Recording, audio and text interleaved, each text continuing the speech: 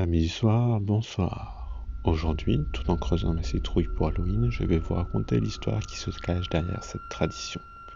On part dans un récit un peu flippant, alors accrochez-vous. Dans les profondeurs de l'Irlande, un gars nommé Jack, qui n'était pas tout à fait net les amis. Jack aimait bien boire son petit coup, du genre à apprécier une panne de bière, ou deux, ou quatre, ou cinq. Un soir, dans une taverne, Jack fait une rencontre qui allait changer sa vie, ou plutôt sa mort. Une créature sombre vêtue d'un manteau noir venait de s'asseoir discrètement à côté de Jack. L'atmosphère s'alourdissait instantanément.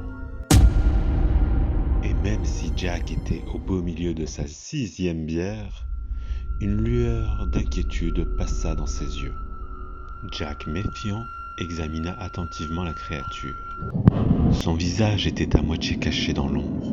Il discerna cependant un sourire malveillant, perçant l'obscurité.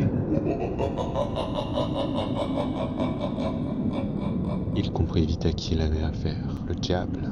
Il ajouta : « Je peux te donner un coup de main, tout ce que tu veux, en échange de ton âme. » Ça tombe bien, essaye donc de te transformer en pièces d'argent pour payer mes verres, tiens, rétorqua Jack.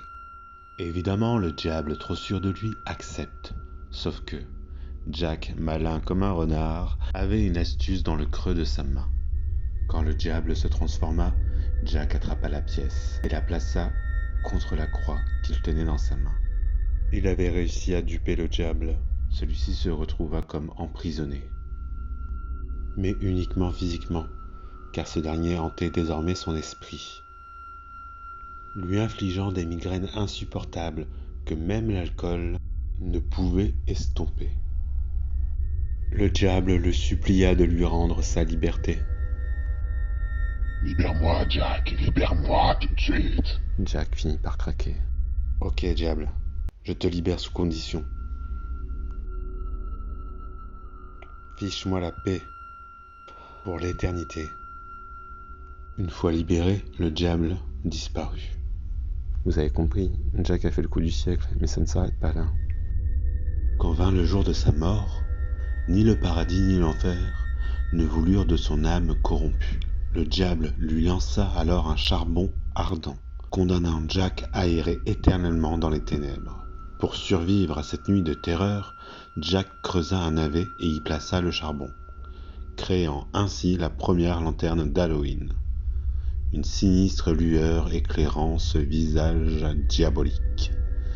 Dès lors, il fut connu sous le nom de Jack of the Lantern, chargé d'effrayer les âmes malheureuses qu'il croisait. Quand la nuit de Samhain finit par devenir Halloween, les villageois irlandais adoptèrent cette étrange tradition. Ils sculptèrent des navets aux visages effrayants qui prennent vie à l'aide de bougies placées à l'intérieur. Cette tradition repousserait les esprits maléfiques qui hantent cette nuit particulière. Lorsque les Irlandais ont émigré en Amérique, ils ont apporté cette coutume avec eux. Cependant, les citrouilles étaient bien plus abondantes que les modestes navets, et c'est ainsi que les célèbres Jack O'Lantern ont vu le jour, avec leur sourire démoniaque et leur lueur inquiétante.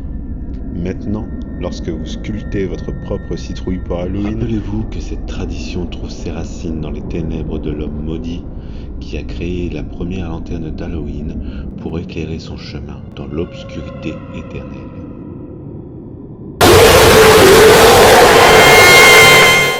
J'espère que la vidéo vous aura plu. N'oubliez pas de partager cette histoire effrayante avec vos amis, de liker, commenter et vous abonner pour plus de contenu. Bonne nuit les Nocturnautes.